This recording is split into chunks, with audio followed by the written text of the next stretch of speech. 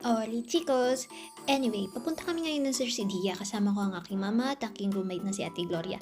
At pupunta kami doon para mag-ride ng horse. It's gonna be my first time riding a horse and yeah, can't wait! Pili nga kami rito ng load sa Renfe dahil kailangan namin kargahan ng aming makina at ako ay nakalimutan ko yung aking Renfe card kaya hinahanap ko dyan. Di ko alam kung nasaan. At the end, bumili na lang ako ng bago kasi di ko nga siya makita. Di ka pwede basta-basta na lang dito mag-1 to 3 dahil bigla na ang check nila, walang nakakaalam kung kailan sila mag-check. At kapag ikaw ay na-check na wala kang card at biglang pumasok ka na lang sa Renfe at sumakay ng walang bayad ay talaga namang magbabayad ka ng 10 times. Alam niyo ba na napakaraming syudad dito sa Espanya at iba-iba yung kultura nila dito sa kanya-kanya syudad. Meron din sila katulad sa Pilipinas, iba rin yung language nila. But yeah, if I was not wrong, I think mayroong 7 language dito sa Espanya. At dito nga na sa pupuntahan namin sa Cercidia, maraming naturalesa. Sabi nila, konti lang daw yung Pilipino rito. Medyo malayo yung yung pupuntahan namin, kaya nag-take kami ng abe. Itong abe na to ay mabilis ang pagpunta sa isang lugar. Ito yung ginagamit man nila sa sa pagpunta sa ibang bansa. I mean, kung kunyari, sa Pransya. Yan. Autobilisidad. Something like that. At thank God, magandang weather. Kaya naman, can't wait. Really can't wait. The first time seeing the city of Sarsilia.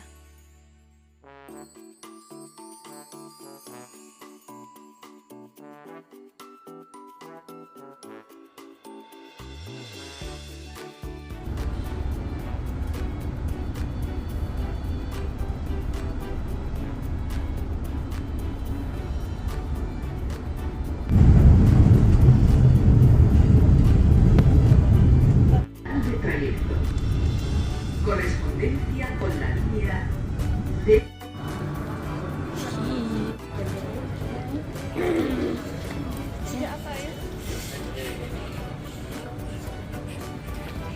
Pagkalating na namin ay dumiretso kami sa isang maliit na coffee shop dahil habang hinihintay namin yung minok namin na taxi. Kasi medyo kapos na rin sa oras. Ayaw naming ma-late sa pupuntahan namin. Kasi kapag na-late kami doon, wala na, hindi na namin makukuha yung pera. Hindi na nila kami entertaining.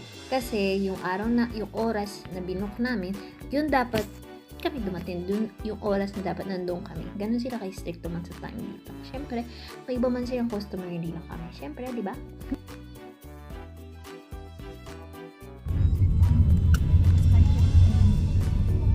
Nakawala na time.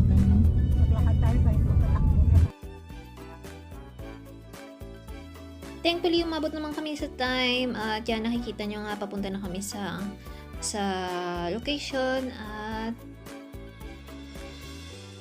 medyo nagbabago ang weather actually. I hope na hindi mag-ulan.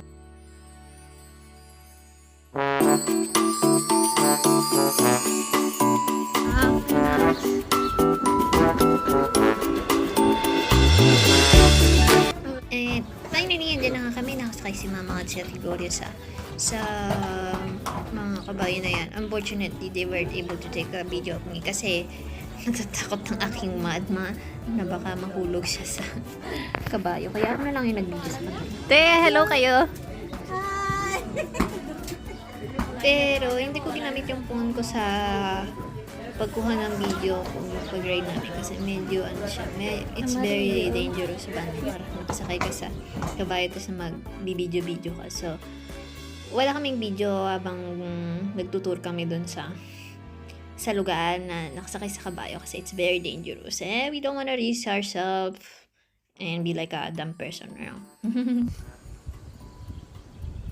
Pagkatapos nga noon, naisipan namin mag-tour sa city, maganap na pagkakainan dahil maaga pa, may time pa para maggala-gala. At yan, lalakad na kami pababa dahil susunduan kami ng amo ng aking mama. Actually, may bahay sila rito, marami silang bahay. Kaya isa yung, andyan sila at that time, kaya naman sila ang nagsundo sa amin para ihatid kami dito sa city. At kita nyo naman, yan na kami.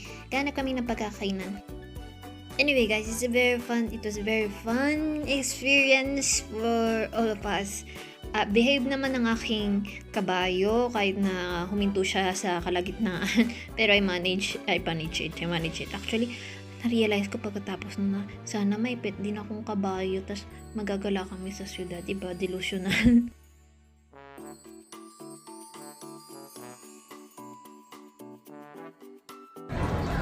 Baba na nun. Doon sa lugar. Oo. Punta pa kayo sa sentro. Oo. Punta ka sa... Anong kaibigan mo? Oo. Wala namang tao. Ano yun? Mandi. Ano tong nakadikit sa paa ko? Saan? Ito doon. Doon patatas. Bango nito sa patatas na yung kakainin mo. Pero si Gundos. Nakakita yung liban. Aros. Gracias. Ano ka reserva? Gracias. Banga-banga, may alubyo.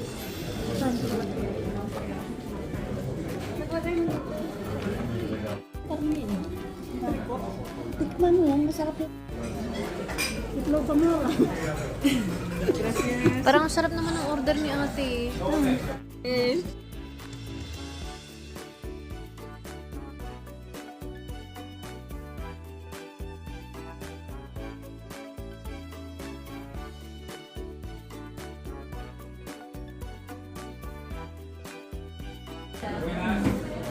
Lamig na ikay pagkain nila. Picture pa ika ng picture. Bakit?